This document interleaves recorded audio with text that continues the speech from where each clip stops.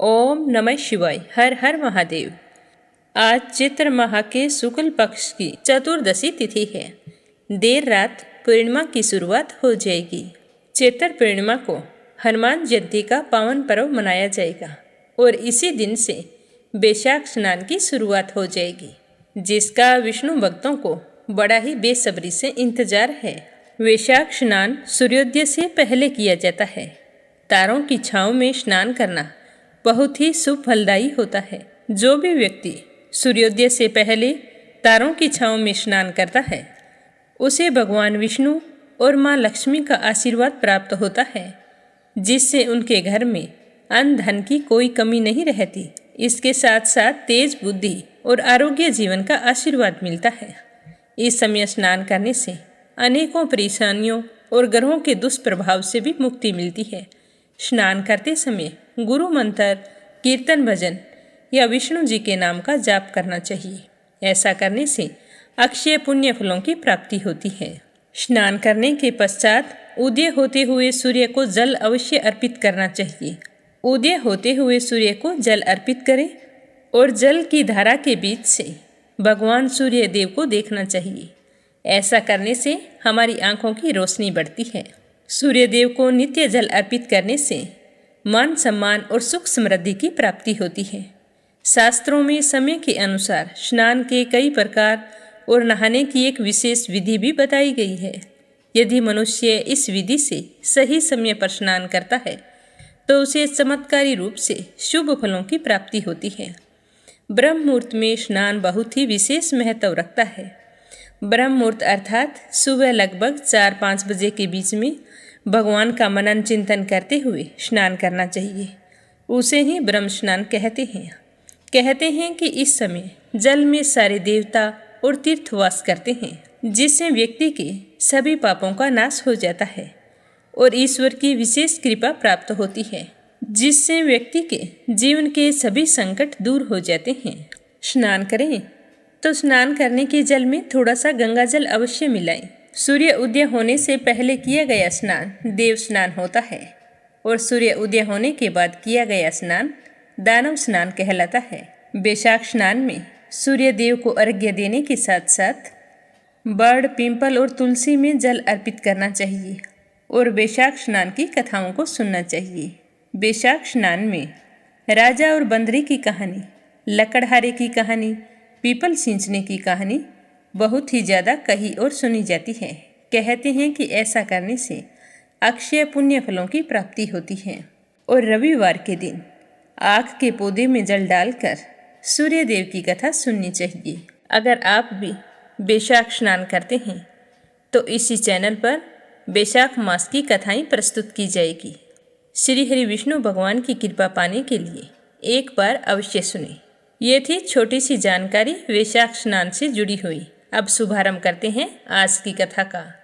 तो प्रेम भाव से कहिए, गणेश जी महाराज की जय हो।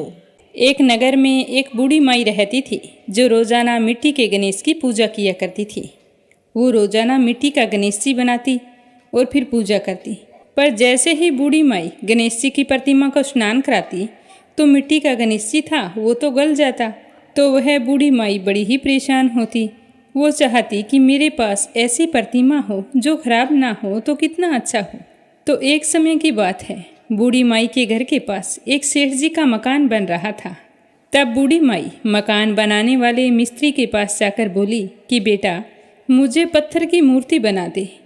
मैं गणेश जी की पूजा करती हूँ, मिट्टी का गणेश जी बनाती हूँ, पानी लगते ही वो तो गल जाता है। तो मैं तो बूढ़ी हो चली हूँ, मुझसे रोजाना गणेश जी बनाया नहीं जाता। इसीलिए बेटा, तू मेरे लिए एक पत्थर का गणेश जी बना दे। गणेश भगवान तेरी सारी मनोकामनाएं पूर्ण करेंगे। तो बूढ़ी माई की बात सुनकर मिस्त्री बोला कि हम तुम्हारे लिए मूर्ति गढ़ेंगे, उतनी देर में तो हम अपनी दीवार बना लेंगे। हमारे पास इतना समय नहीं है कि सेठ जी का काम बीच में छोड़कर हम तुम्हारे लिए मूर्ति बनाएं। तो यह सुनते ही बूढ़ी माई को बड़ा ही दुख हुआ और वह मन ही मन कहने लगी कि भगवान करे तुम्हारी यह दीवार कभी ना बने। यह कहकर बूढ़ी अम्मा अपने घर चली गई और मिस्त्री और मजदूर दीवार बनाने में लग गए। अब दीवार जैसे ही बनाए तो वो टेढ़ी हो जाए, तो दीवार को तोड़े फिर से बनाए, पर सीधी दीवार ना बने। इस तरह पूरा दिन एक ही दीवार को तोड़ते बनाते हुए बीत गया। शाम को सेठ जी आई और कहने लगे कि आपने अभी तक कुछ नहीं किया। तो मिस्त्री ने बूढ़ी माई के आने की सारी बात बताई। तो सेठ जी सुनकर बूढ़ी माई के पास गए और प्रणाम करके कहने लगे कि माँ जी, आप आशीर्वाद दो कि मेरा मकान जल्दी से पूरा हो जाए। मैं तुम्हारे लिए पत्थर का क्यों, सोने का गणेश जी बनवा दूंगा। तो यह सुनकर बूढ़ी माई बहुत ही प्रसन्न हुई और उसने सेठ जी को आशीर्वाद दिया कि बेटा, बिना कोई विघ्न के तेरा मकान जल्दी से पूरा हो जाएगा।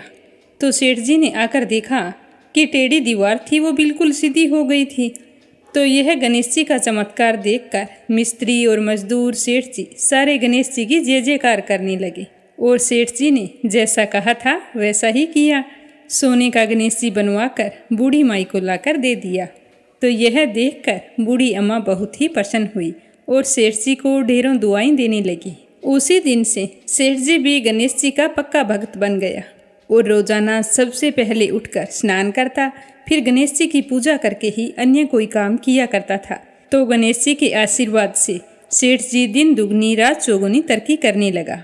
बोलो गणेश जी भगवान की जय हो। अब अपने सुनते हैं संतोषी माता की कहानी। बोलो संतोषी माता की जय हो।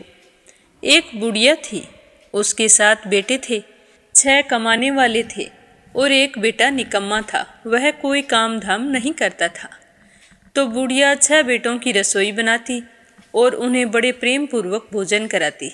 फिर उनसे जो कुछ जूठन बच जाती वह 7वें को दे देती। पर वह भोला भाला था, इस बारे में कुछ भी नहीं जानता था। तो एक दिन अपनी पत्नी से कहने लगा कि देखो, मेरी माँ मुझसे कितना प्रेम करती है, मुझे कितने प्रेम से भोजन करवाती है। तो उसकी पत्नी कहने लगी कि हाँ हाँ क्यों नहीं, सबका जूठा जो तुमको खिलाती है। तो अपनी पत्नी की बात सुनकर वह कहने लगा, नहीं, ऐसा नहीं हो सकता, मेरी माँ ऐसा नहीं कर सकती। जब तक मैं अपनी आंखों से ना देखूं, तुम्हारी बात पर विश्वास नहीं कर सकता। तो उसकी पत्नी ने हंसकर कहा कि जब आंखों से देख लोगे तब तो मानोगे। तो उसने कहा ठीक है। कुछ दिन बीतने पर दीपावली का त्योहार आया। तो घर पर 7 प्रकार के भोजन और चूरमे के लड्डू बने। तो वह यह देखने के लिए कि मेरी माँ मुझको सबका जूठा खिलाती है, तो सिर दुखने का बहाना करके रसोई में पतला वस्त्र ओढ़कर सो गया और कपड़े में से सब कुछ देखता रहा। उसने देखा कि उसके 6 भाई भोजन करने आई। तो उसकी माँ उनके लिए सुंदर आसन बिछाया, नाना प्रकार की रसोई परोसी और बड़े ही प्रेम पूर्वक उन्हें भोजन कराया। तो वह सब कुछ देखता रहा। जब 6 भाई भोजन करके चले गए तो उसकी माँ ने उनकी जूठी थालियों में से लड्डुओं के टुकड़ों को उठाकर एक बड़ा सारा लड्डू बनाया और थाली की जूठन साफ करके अपने बेटे को पुकारा कि बेटा, तेरे 6 भाई भोजन कर गए हैं, अब तू ही बाकी है, उठकर भोजन कर ले। आज त्योहार के दिन तुम भूखा ही सो रहा है। तो वह माँ की बात सुनकर कहने लगा कि माँ, मुझे भोजन नहीं करना, अब मैं परदेश जा रहा हूँ।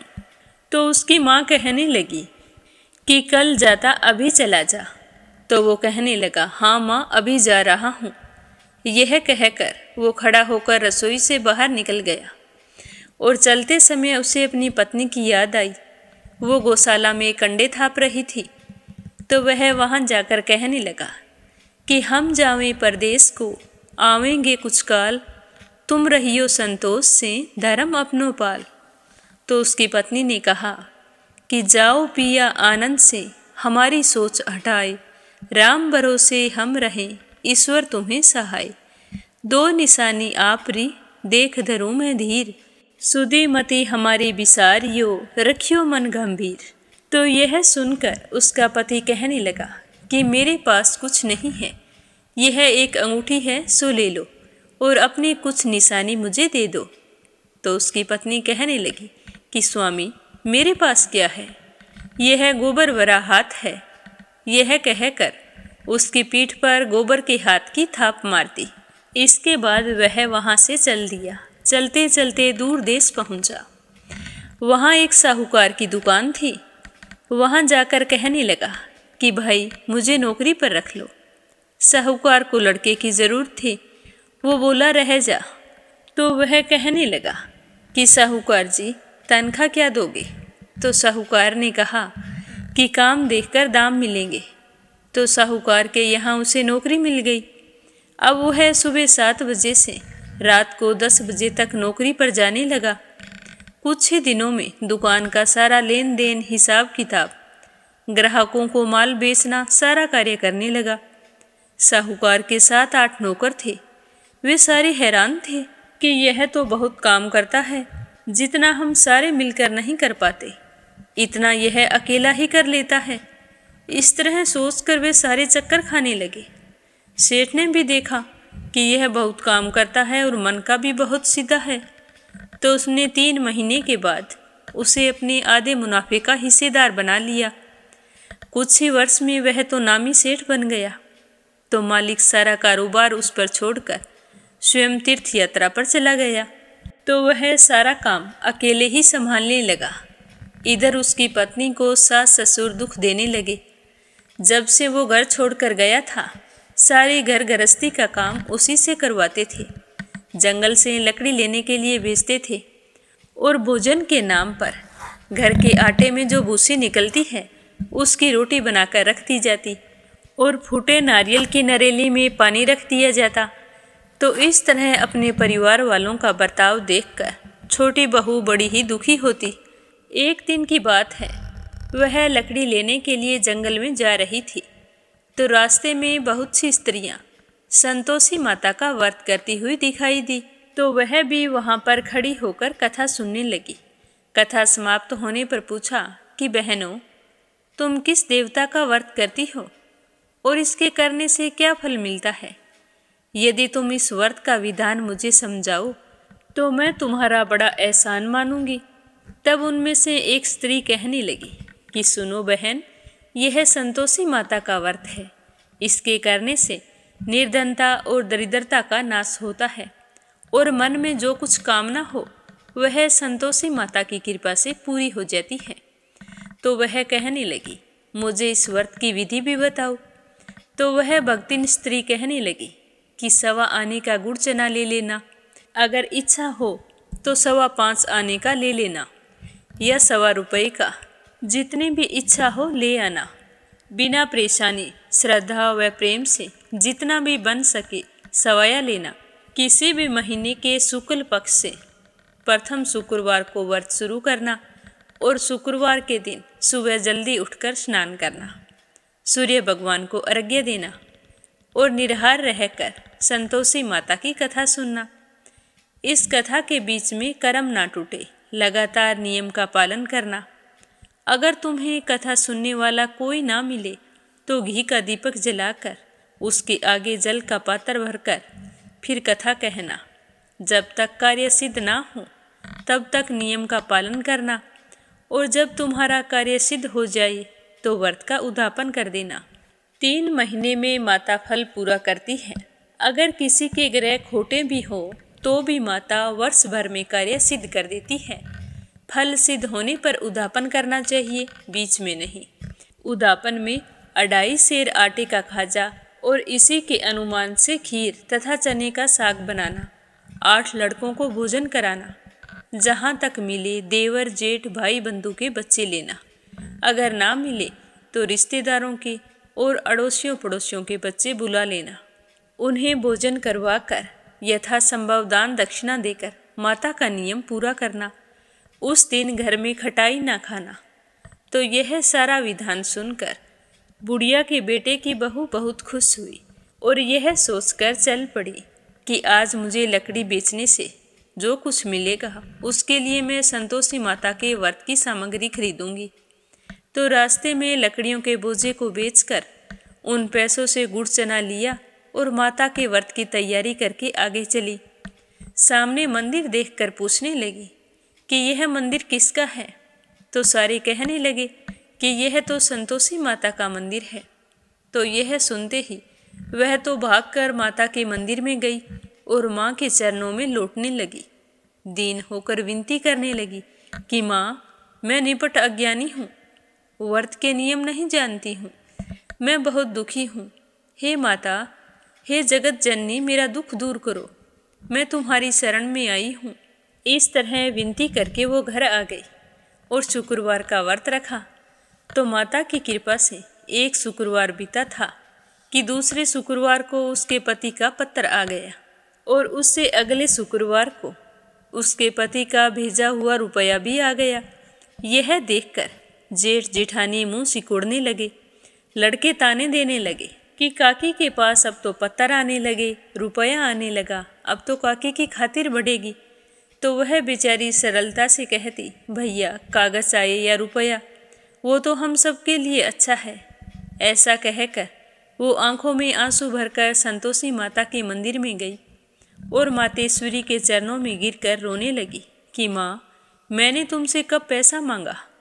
मुझे पैसों से क्या काम है? मुझे तो अपने सुहाग से काम है। मैं तो अपने स्वामी के दर्शन मांगती हूँ। तब माता ने प्रसन्न होकर कहा कि जा बेटी, तेरा स्वामी अवश्य आएगा। तो यह सुनकर वो तो खुशी से बावली होकर घर जाकर काम करने लगी। अब संतोषी माँ विचार करने लगी कि इस भोली पुत्री से मैंने कह तो दिया कि तेरा पति आएगा, लेकिन आएगा कैसे? वो तो इसे सपने में भी याद नहीं करता।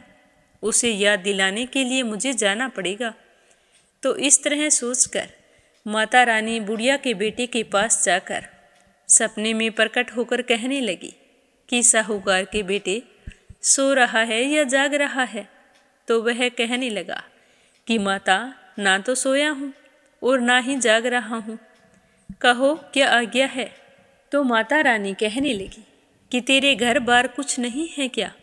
तो माँ की बात सुनकर वो कहने लगा कि मेरे पास सब कुछ है, भरा पूरा परिवार है, माँ बाप है, भाई भाभी है, बहू है, क्या कमी है? तो माँ कहने लगी कि भोले पुत्र, तेरी पत्नी घर पर घोर कष्ट उठा रही है, तेरे माँ बाप उसे दुख दे रहे हैं, वो तो तेरे लिए तरस रही है, तू उसकी सुध ले, तू तो उसे सपने में भी याद नहीं करता। तो वो कहने लगा कि हाँ माता जी, मुझे सब कुछ मालूम है, परंतु मैं जाऊँ कैसे? परदेश की बात है, लेन देन का कोई हिसाब नहीं है, जाने का कोई रास्ता नज़र नहीं आता, कैसे चला जाऊँ? तो माँ कहने लगी कि मेरी बात मान, सवेरे नहा धोकर संतोषी माता का नाम ले, घी का दीपक जलाकर दंडवत कर दुकान पर जा बैठ। तो देखते ही देखते दुकान का सारा लेन देन चुक जाएगा, जमा माल बिक जाएगा, सांझ होते होते धन का भारी ढेर लग जाएगा। यह कहकर माता रानी उसके सपने से अंतर्ध्यान हो गई। अब सुबह होते ही वह तो सपने की बात को मानकर सुबह नहा धोकर संतोषी माता को दंडवत घी का दीपक जलाकर दुकान पर जाकर बैठ गया। थोड़ी देर में ही देखता है कि देने वाले रुपया लाने लगे, लेने वाले हिसाब लेने लगे। कोठे में भरे सामान के खरीदार नगद दाम देकर सौदा करने लगे। शाम तक धन का भारी ढेर लग गया। तो यह देखकर वो बहुत ही खुश हुआ और मन ही मन माता रानी का धन्यवाद करने लगा और घर ले जाने के लिए गहना कपड़ा सामान खरीदने लगा और वहाँ का काम निपटाकर तुरंत घर के लिए रवाना हो गया। उधर उसकी पत्नी जंगल में लकड़ी लेने गई तो लौटते समय माताजी के मंदिर में रुकी। वह तो उसके रोजाना वहाँ रुकने का स्थान था।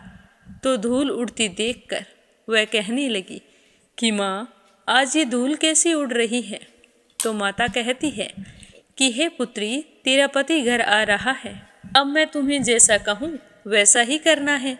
तू लकड़ियों के 3 बोझे बना ले, एक नदी किनारे रख देना, दूसरा मेरे मंदिर पर और तीसरा अपने सर पर रखकर घर जाना। तेरे पति को लकड़ी का गट्ठर देखकर मोह पैदा होगा। वो नदी किनारे रुकेगा, नाश्ता पानी बनाकर फिर माँ से मिलने जाएगा।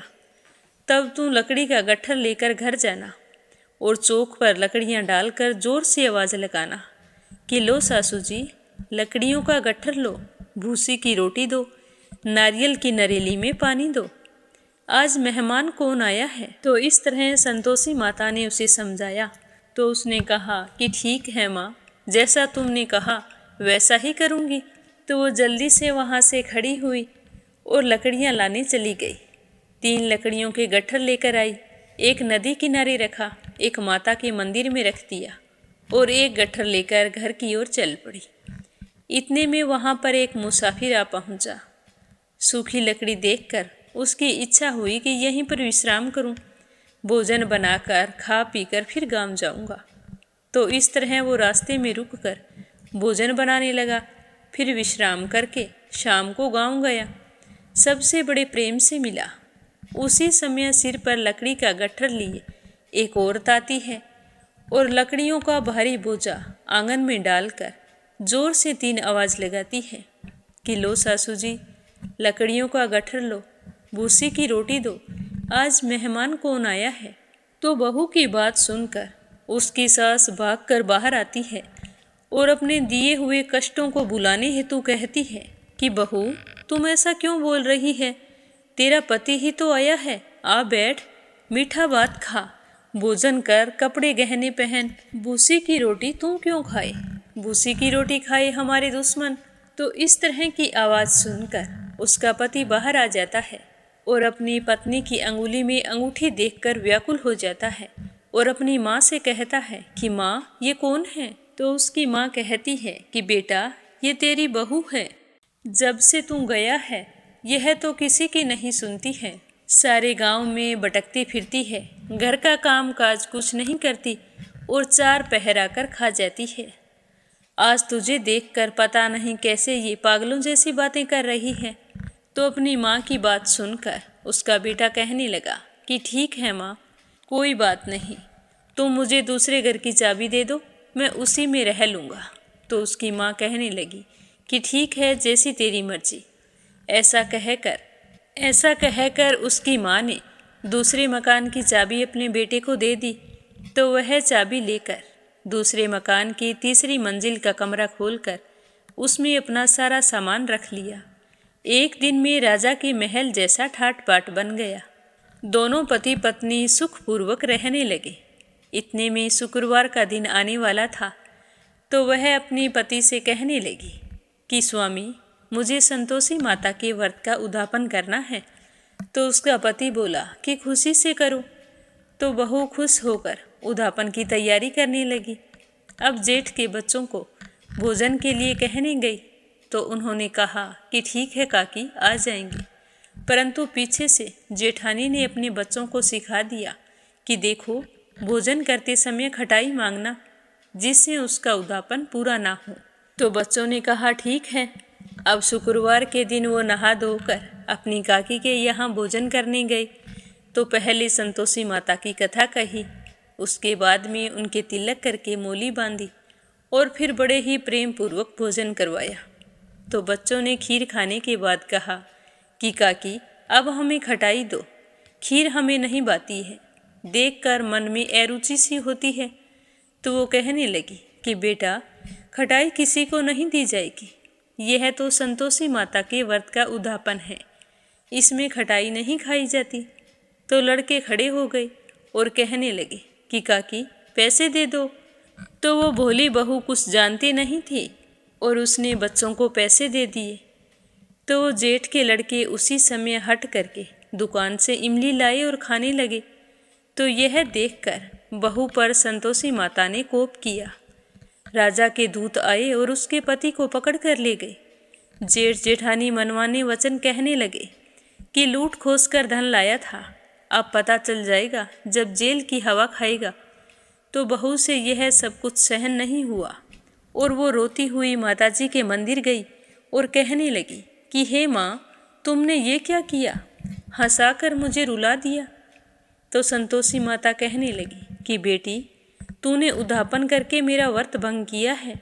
तो वो कहने लगी कि माँ, मैंने कोई अपराध नहीं किया, मैंने तो भूल से लड़कों को पैसे दे दिए थे, मुझे क्षमा कर दो माँ, मैं तुम्हारा उद्यापन फिर से करूँगी। तो उसकी बात सुनकर संतोषी माता कहने लगी कि बेटी, अब की बार भूल मत करना। तो वो कहने लगी कि नहीं माँ, अब भूल नहीं होगी, पर तुम मुझे बतलाओ मेरे पति घर कैसे आएंगे। तो संतोषी माता ने कहा कि जा पुत्री, तेरा पति तुझे रास्ते में आता ही मिलेगा। तो जैसे ही वह संतोषी माता को प्रणाम करके मंदिर से बाहर निकली तो रास्ते में उसका पति आता हुआ दिखाई दिया। तो वह पूछने लगी कि आप कहाँ गए थे। तो उसका पति हंसकर कहने लगा कि इतना धन जो कमाया है उसका टैक्स राजा ने मांगा था, वही भरने गया था। तो वह प्रसन्न होकर कहने लगी कि भला हो संतोषी माता का, अब घर चलो। तो कुछ दिन बाद फिर शुक्रवार आया तो वह अपने पति से कहने लगी कि स्वामी, मुझे व्रत का उद्यापन फिर से करना है। तो उसके पति ने कहा कि खुशी से करो, पर अब की बार ध्यान रखना। तो वह जेठ के लड़कों को भोजन के लिए कहने के लिए गई। तो बच्चों ने कह दिया कि आ जाएंगे, पर उसकी जेठानी कहने लगी कि पिछले उद्यापन से तुम्हारा मन नहीं भरा, जब और आ गई। तो उसने अपनी जेठानी को कुछ नहीं कहा, चुपचाप लौट आई। तो पीछे से जेठानी अपने अपने लड़कों को सिखाने लगी कि अब की बार तुम ऐसा करना, जाते ही खटाई मांगना। तो जैसे ही शुक्रवार का दिन आया तो बच्चे नहा धोकर अपनी काकी के यहाँ चले गए कथा सुनने के बाद में। जैसे ही उसकी काकी ने भोजन परोसा तो वो कहने लगे कि खीर तो हम नहीं खाएंगे, हमें तो खटाई चाहिए। तो उनकी काकी कहने लगी कि बेटा, आज तो खटाई किसी को नहीं मिलेगी, भोजन करना है तो करो। तो वो कहने लगे कि नहीं, हम भोजन नहीं करेंगे, खीर खाने से तो हमारा जी बिगड़ता है। ऐसा कहकर सारे उठ खड़े हुए और अपने अपने घर चले गए। तो काकी यह देखकर बहुत ही दुखी हुई। फिर ब्राह्मणों के लड़कों को लाकर भोजन कराने लगी। पहले उन्हें श्रद्धापूर्वक भोजन करवाया और फिर दक्षिणा की जगह एक एक फल उन्हें दिया। तो संतोषी माता बहुत ही प्रसन्न हुई। तो माता की कृपा होते ही 9वें महीने उनके घर चंद्रमा के समान पुत्र ने जन्म लिया। तो पुत्र को पाकर दोनों पति पत्नी बड़े ही खुश थे। अब वह छोटी बहू अपने बेटे को लेकर प्रतिदिन माताजी के मंदिर जाने लगी। तो संतोषी माता ने सोचा कि यह तो रोज मेरे मंदिर आती है, क्यों ना आज मैं इसके घर चलूं। तो इस तरह का विचार करके माता ने भयानक रूप बनाया। गुड़ और चने से सना हुआ मुख और ऊपर सूंड के समान होठ, उस पर मक्खियां भिन भिन कर रही थी। जैसे ही वह उसके घर पहुंची तो दहलीज पर पैर रखते ही उसकी सास चिल्लाने लगी कि देखो रे, कोई चुड़ैल डाकिन आ रही है, बच्चों इसे भगाओ, नहीं तो ये किसी को खा जाएगी। तो लड़के उसे भगाने लगे, चिल्ला चिल्ला कर खिड़कियां बंद करने लगे। तो छोटी बहू ऊपर कमरे में बैठी थी। आवाज़ सुनकर उसने खिड़की में से देखा तो वह तो प्रसन्नता से पागल हो गई और अपने दूध पीते बच्चे को हटाकर पागलों की तरह भागती हुई नीचे आ गई और कहने लगी कि आज माताजी मेरे घर आई हैं। तो यह देखकर उसकी सास का क्रोध फट पड़ा। वो कहने लगी कि क्या उतावली हो रही है, जो इस चुड़ैल को देखकर बच्चे को पटक दिया।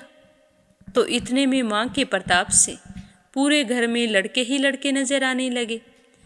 तो बहू कहने लगी कि सासू माँ, मैं जिसका व्रत करती हूँ ये वही संतोषी माता है, कोई चुड़ैल डाकिन नहीं है, ये तो मेरी माँ है। तो बहू की बात सुनकर और संतोषी माता का चमत्कार देखकर उसकी सासू माँ के सब कुछ समझ में आ गया और उसने भागकर माताजी के चरण पकड़ लिए और विनती करके कहने लगी कि हे माता, हम मूर्ख हैं, अज्ञानी हैं, तुम्हारे व्रत और विधि के बारे में कुछ नहीं जानते। व्रत भंग करके हमने बहुत बड़ा अपराध किया है। हे जगत माता, आप हमारा अपराध क्षमा करो, अब से हम सारे के सारे आपकी पूजा किया करेंगे। तो सास की बात सुनकर संतोषी माता बहुत ही प्रसन्न हुई और उन्हें आशीर्वाद देकर वहाँ से अंतर्ध्यान हो गई। हे संतोषी माता, जैसे प्रसन्न होकर बहू को फल दिया वैसा सबको देना। जो भी व्रत रखकर आपकी इस कथा को पढ़े या सुने सुनाए उसके सारे मनोरथ पूर्ण करना। बोलो संतोषी माता की जय हो। प्रेम से बोलो श्री हरि विष्णु भगवान के अनंत स्वरूपों की जय हो। विष्णु पुराण की जय हो। अब हम विष्णु पुराण के अंतिम चरण की ओर बढ़ चुके हैं। शौनक जी कहते हैं कि हे सूत जी, आपने हमें अजामिल ब्राह्मण की बहुत अच्छी कथा सुनाई है। इससे हमें यह तो पता चल चुका है कि हरि नाम की महिमा क्या है। हे भगवान, अब हमें बताइए कि जब दया, तप, दान और सत्य, जब इन चारों का पतन हो जाएगा, तब इस संसार का क्या स्वरूप रह जाएगा? क्या मनुष्य अपने धर्म पथ पर वापस लौट सकेगा? तो शौनक जी की बात सुनकर सूत जी कहने लगे कि हे शौनक जी, जब धर्म के चारों चरण डगमगा जाएंगे, तब मानव मात्र इंद्रियों की तृप्ति को ही जीवन का लक्ष्य समझ बैठेगा। भाई भाई का शत्रु बनेगा, पिता पुत्र से डरेगा तथा स्त्रियां स्वार्थवश अपने कुल धर्म को त्याग देंगी। तो शौनक जी हैरान होते हुए कहते हैं कि क्या यही समय प्रलय की पूर्व घोषणा का होगा? तो सूत जी कहते हैं कि हाँ वत्स, यह वही समय होगा जब पृथ्वी थर्राएगी, नदियां सूखेगी, पशु पक्षी दिशाहीन हो जाएंगे, स्वर्ण ही धर्म का प्रतीक बन जाएगा और जो जितना छल कपट कर सकेगा वही सबसे श्रेष्ठ समझा जाएगा। सत्य बोलने वाले के साथ कोई बात भी नहीं करेगा।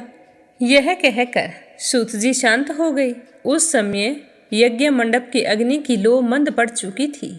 आकाश में चंद्रमा की चांदनी बरस रही थी, परंतु ऋषिगणों के हृदय में ज्ञान की अग्नि और भी प्रज्वलित हो रही थी। श्री सूत जी के श्री मुख से निकले हुए शब्दों में ब्रह्मा का सार समाया था। शौनक मुनि के नेत्रों में जिज्ञासा चमक रही थी। वो सब कुछ सुन लेने के बाद में भी कुछ और पूछने की जिज्ञासा रखते थे। तो जिज्ञासावश उन्हें देखते हुए देखकर सूत जी कहते हैं कि हे शौनक जी, मुझे लगता है कि अब भी आपके मन में कोई उत्सुकता बनी हुई है। आप क्या पूछना चाहते हैं? निसंकोच पूछिए। तो शौनक मुनि कहने लगे कि हे सूत जी, आपने कहा है कि कलयुग में हरि नाम ही साधन है, किंतु यह भक्ति का मार्ग कैसा है? भक्ति कितने प्रकार की होती है? क्या सभी जगह के लिए यही मार्ग सम्मान है? प्रेम भक्ति किसे कहते हैं? कृपया करके आप मुझे विस्तार से बताइए। तो शौनक जी की बात सुनकर सूत जी कहने लगे कि हे मुनियों, यह जो भक्ति है, यह संसार के सभी बंधनों को काटने वाली एकमात्र नौका है। यही कारण है कि वेद, उपनिषद, पुराण और महर्षियों ने इस मोक्ष का सहज मार्ग कहा है। भक्ति एक होती है नवधा भक्ति। प्राचीन काल में भगवान राम ने सबरी को नवधा भक्ति की बात बताई थी। ये 9 प्रकार की भक्ति है। स्वर्णम, श्री हरि की कथा सुनना। कीर्तनम, श्री हरि के नाम और गुणों का गान करना। स्मरणम, भगवान का निरंतर स्मरण करते रहना। पाद सेवनम, श्री हरि के चरणों की सेवा करना। अर्चनम, पूजन, पुष्प अर्चन आदि द्वारा आराधना करना। वंदनम, भगवान को नमस्कार और प्रणाम करना। दास्यम, स्वयं को भगवान का सेवक मानना। साक्ष्यम, श्री हरि को अपना सखा मानकर प्रेम करना। आत्म निवेदनम, संपूर्ण आत्मा को भगवान को ही समर्पित कर देना। तो सबरी ने श्रवण और स्मरण द्वारा प्रभु को पाया था। प्रहलाद ने स्मरण और आत्म निवेदन से मोक्ष पाया था। ध्रुव ने अर्चन और स्मरण से स्थान प्राप्त किया था। कलयुग का विशेष गुण है, जहाँ ज्ञान और तप कठिन है, वहाँ भाव से किया गया नाम स्मरण ही अत्यंत फलदायक है। यह कहते हुए सूत जी बताने लगे कि प्रेम भक्ति वह अवस्था है जहाँ भक्त भगवान को केवल उपास्य नहीं बल्कि अपना सर्वस्व मानता है। वह उससे मांगता नहीं, बस उसका हो जाता है। मीरा, चैतन्य महाप्रभु, तुलसी, कबीर, ये सभी प्रेम भक्ति के जीवंत उदाहरण हैं। तो यह सुनकर शौनक मुनि ने कहा कि हे सूत जी, प्रेम भक्ति में ऐसा क्या है जो अन्य साधनों से नहीं मिलता? तो सूत जी कहने लगे कि हे मुनि श्रेष्ठ, ज्ञान मुक्ति देता है, परंतु प्रेम तो स्वयं भगवान को बंधन में बांध देता है। यशोदा के प्रेम में बंधे श्री कृष्ण, गोपियों के रास में नृत्य करते हुए हरि, मीरा की वेदी पर विष का प्याला पीने वाले श्रीनाथ जी, ये सब प्रेम भक्ति की पराकाष्ठा है। और कलयुग में यज्ञ कठिन है, क्योंकि समय और शुद्धता की कमी है। तप नहीं हो सकता, क्योंकि मन चंचल है। दान सीमित है, क्योंकि स्वार्थ बढ़ गया है। परंतु हरि नाम का स्मरण सब पर भारी है। हरि नाम ही युग धर्म है और हरि नाम ही मोक्ष का द्वार है। हे ऋषियों, जो प्राणी कलयुग में भक्ति के मार्ग पर चलता है वह केवल अपना ही नहीं, अपने कुल, समाज और पृथ्वी का भी उद्धार करता है। वह जहाँ भी रहता है वहाँ धर्म का दीप जलता है और वह स्वयं चलता फिरता तीर्थ बन जाता है। अब मैं तुम्हें ध्रुव की एक कथा सुनाता हूँ कि किस तरह एक बालक की भक्ति और उसकी अचल तपस्या से कैसे श्रीहरि ने स्वयं दर्शन देकर उसे ध्रुव पद प्रदान किया। अतः हे ऋषियों, आप सभी इस कथा को ध्यान से सुनना। प्राचीन समय में उतानपाद नाम का एक राजा रहता था। उसके 2 पत्नियां थीं। एक का नाम था सुनीति और दूसरी का नाम था सुरुचि। बालक ध्रुव सुनीति का पुत्र था और सुरुचि के पुत्र का नाम उत्तम था। सुरुचि चाहती थी कि उसका पुत्र उत्तम ही उत्तराधिकारी बने। इस कारण सुरुचि ध्रुव और सुनीति दोनों से ईर्ष्या करती थी। सुनीति सुरुचि से बड़ी थी, उसका बेटा ध्रुव भी उत्तम से बड़ा था। ऐसे में उत्तराधिकारी बनने का अधिकार ध्रुव को था। लेकिन सुरुचि अपने बेटे उत्तम को उत्तराधिकारी बनाना चाहती थी, जो कि कभी संभव नहीं था। तो एक दिन की बात है कि ध्रुव अपने पिता उतानपाद की गोद में जाकर बैठा तो यह देखकर सुरुचि को गुस्सा आ गया। उसने उसे यह कहकर गोद से खड़ा कर दिया कि तुम इसके लायक नहीं हो। पिता की गोद में बैठने के लायक तो मेरा बेटा उत्तम है। तो यह सुनकर ध्रुव को बहुत ही दुख हुआ। वह दुखी होकर अपनी माँ के पास आया और सारी बात बताई और पूछने लगा कि माँ, मुझे पिता की गोद में बैठने का अधिकार क्यों नहीं है? छोटी माँ कहती है कि पिता की गोद में बैठने का अधिकार तो उत्तम को है। तो सुनिधि अपने बेटे की बात सुनकर मन ही मन दुखी तो बहुत हुई, पर अपने बेटे से कुछ नहीं कहा। वो कहने लगी कि बेटा, अगर गोद में बैठना है तो नारायण की गोद में बैठो ना, वो सबके पिता हैं। तो ध्रुव कहने लगा कि माँ, वो मुझे कहाँ मिलेंगे? तो उसकी माँ कहने लगी कि बेटा, नारायण तो यहाँ से बहुत दूर मिलेंगे। इस तरह कहकर उसने पहाड़ी की तरफ इशारा कर दिया। यह सुनकर ध्रुव घर छोड़कर अकेला ही भगवान नारायण की तलाश में चल पड़ा। चलते चलते रास्ते में उसे नारद मुनि मिल गए और उन्होंने ध्रुव को रोका और पूछा कि बेटा, तुम कहाँ जा रहे हो? तो ध्रुव नहीं रुका। ध्रुव ने नारद मुनि को प्रणाम करके कहा कि आप मुझे भगवान नारायण से मिलने का रास्ता बताइए। तो छोटे से बालक के मुख से इस तरह की बात सुनकर नारद मुनि तो हैरान रह गए। फिर कहने लगे कि बालक, तुम धैर्य रखो, नारायण तुम्हें अवश्य मिलेंगे। इसके बाद नारद मुनि ने ध्रुव को ध्यान करने का तरीका बताया कि अगर आप तप करोगे तो ही तुम्हें भगवान मिलेंगे। तो ध्रुव उसी समय भगवान नारायण के ध्यान के लिए बैठ गया। ध्रुव के दृढ़ मनोबल से आसपास के विस्तार में ऊर्जा बढ़ने लगी। ऊर्जा के बढ़ने का आभास आसपास के ऋषि मुनियों को भी हो गया। ऋषि मुनियों को लगा कि कोई महान व्यक्ति ध्यान में लीन है। लेकिन जब सभी मुनि वहां पर पहुंचे तो उस छोटे से बालक ध्रुव को देखकर हैरान हो गए। नारद मुनि ने ध्रुव को ओम नमो भगवते वासुदेवाय नमः मंत्र के जाप की विधि बताई थी। तो ध्रुव ने पूरे 6 माह तक कठिन तपस्या की और बालक ध्रुव के साथ उस दिन जो ऋषि आए थे वो भी 7 ऋषि वहीं पर बैठ गए और कठिन तपस्या करने लगे। तो अंत में भगवान नारायण ने ध्रुव की तपस्या से प्रसन्न होकर दर्शन दिए। भगवान ने कहा कि हे बालक, मैं तुम्हारी तपस्या से बहुत ही प्रसन्न हूँ, कहो तुम्हें क्या चाहिए?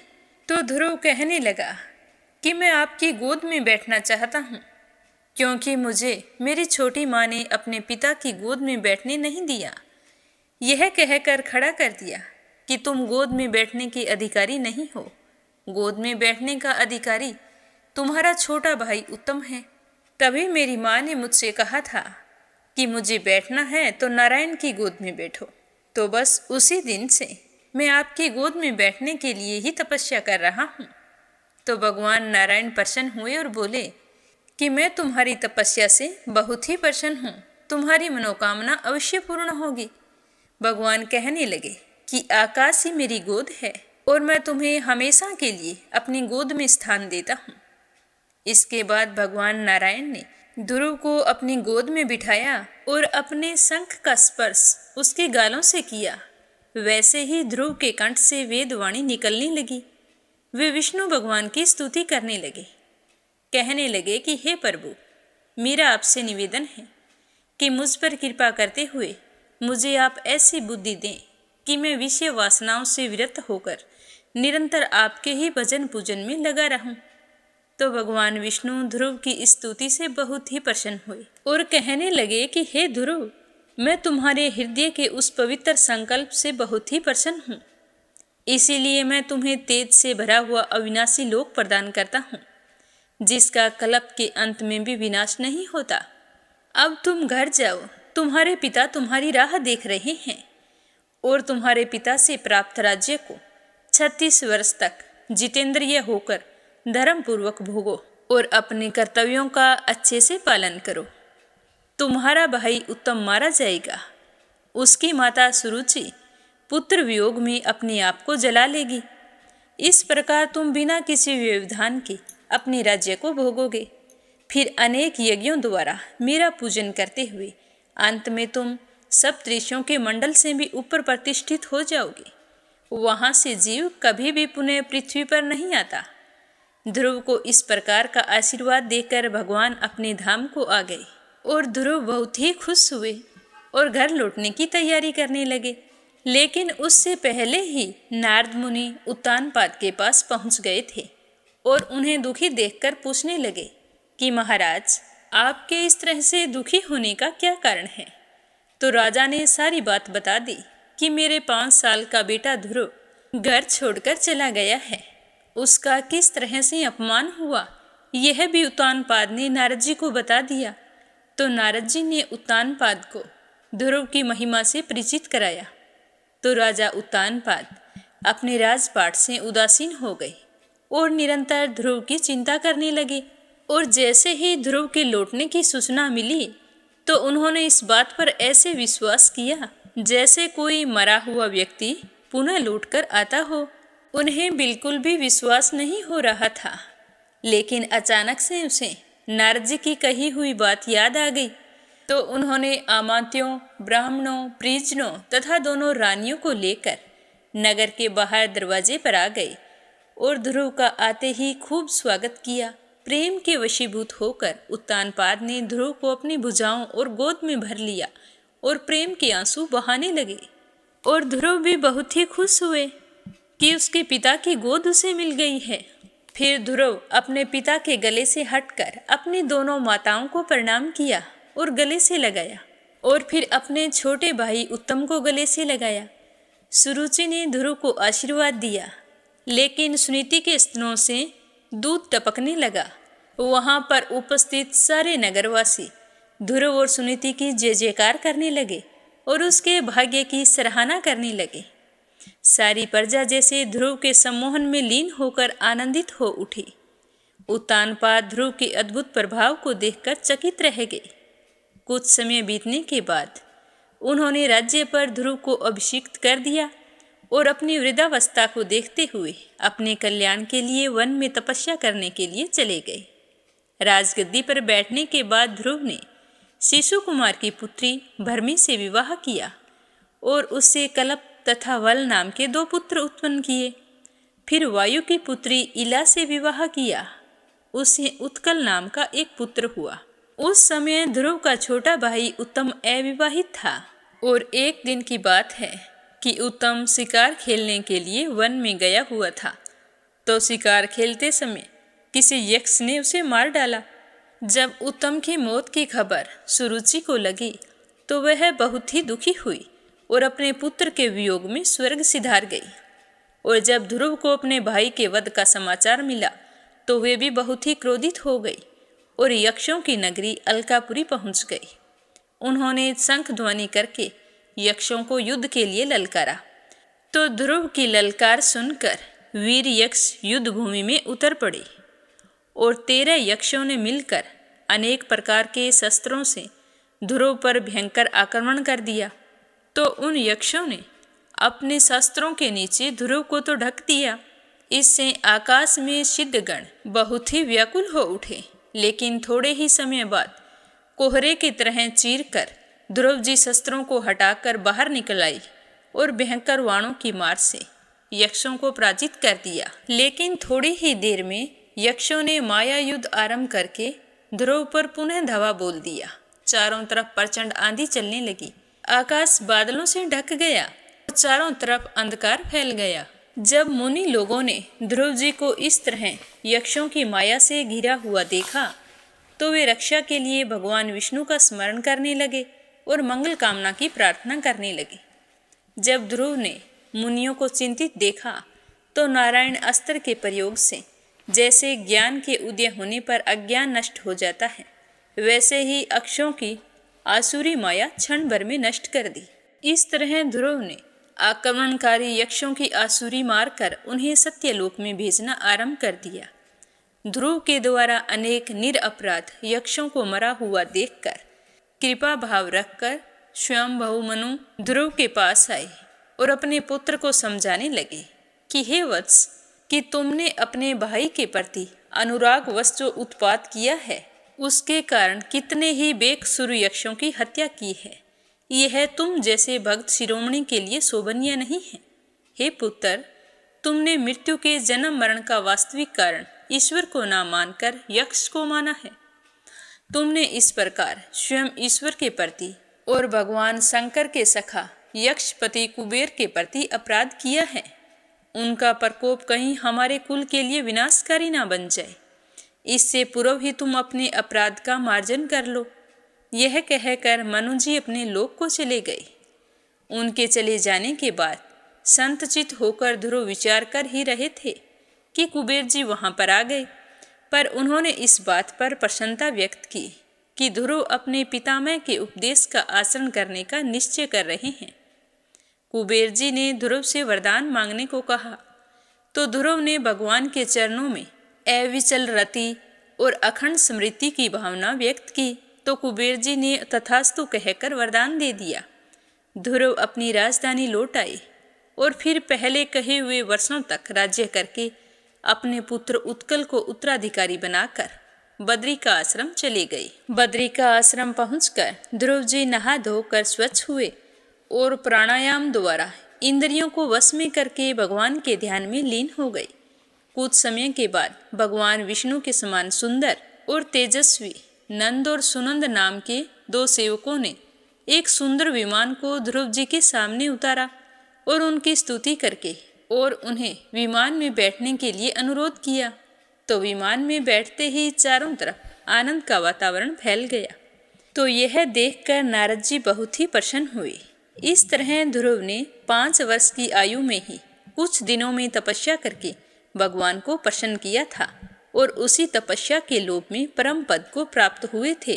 तो भगवान नारायण के वरदान अनुसार मरणोपरांत ध्रुव तारा बने और भगवान नारायण ने ध्रुव के साथ साथ उन 7 ऋषि मुनियों को भी ध्रुव की रक्षा के लिए आसमान में उसके आसपास स्थान दिया, जिन्होंने ध्रुव के साथ तपस्या की थी। तो ध्रुव के दृढ़ मनोबल के कारण ही आसमान में ध्रुव तारा स्थिर है और कभी भी अपनी जगह से हिलता नहीं है। तो आज की कथा को यहीं पर विराम देते हैं। श्रद्धा भाव से सुनने के लिए आप सभी का बहुत बहुत धन्यवाद। भगवान श्री हरि विष्णु आपकी समस्त मनोकामनाएं पूर्ण करे। प्रेम से कहिए श्री हरि विष्णु भगवान के अनंत स्वरूपों की जय हो। विष्णु पुराण की जय हो।